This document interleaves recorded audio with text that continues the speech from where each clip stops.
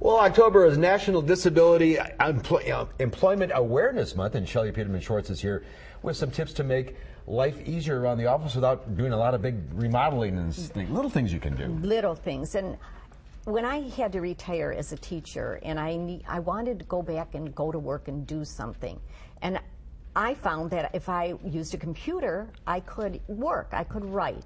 So there are so many modifications now that are available to people that it will make it possible for them to go to work. What do you have here? Well, I have adaptive keyboards, and what you do with the keyboard is you just put the overlay on it, and it shows the keys in the high contrast. Then if there's also the black, and you can put the white letters on it and numbers so that it's easier to see. Okay. Then if you have tremors, you can put a guard on that keeps you from pressing too many keys at once. That's a good idea. And different kinds of trackballs and mouses, this tiny mouse. I like this. I have a small hand.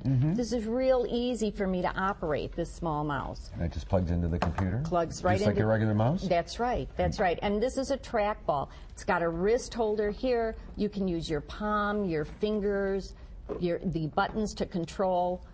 Good idea. It's very nice. And then this one is another ergonomically designed one where you just lay your hand in, and then your finger can move the button.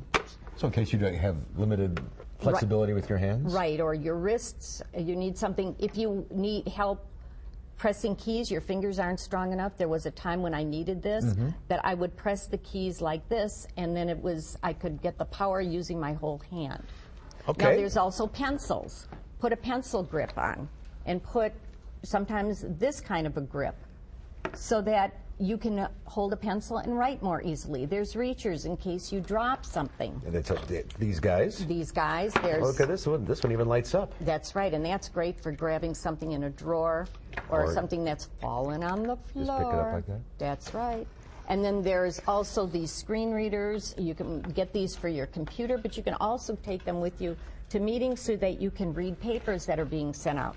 You know, I don't think people realize that 20% of the population have disabilities or say they have a disability, and it's a minority group that anybody can join at any time. Right. Thankfully, there's a resource, the Department or Division of Vocational Rehabilitation.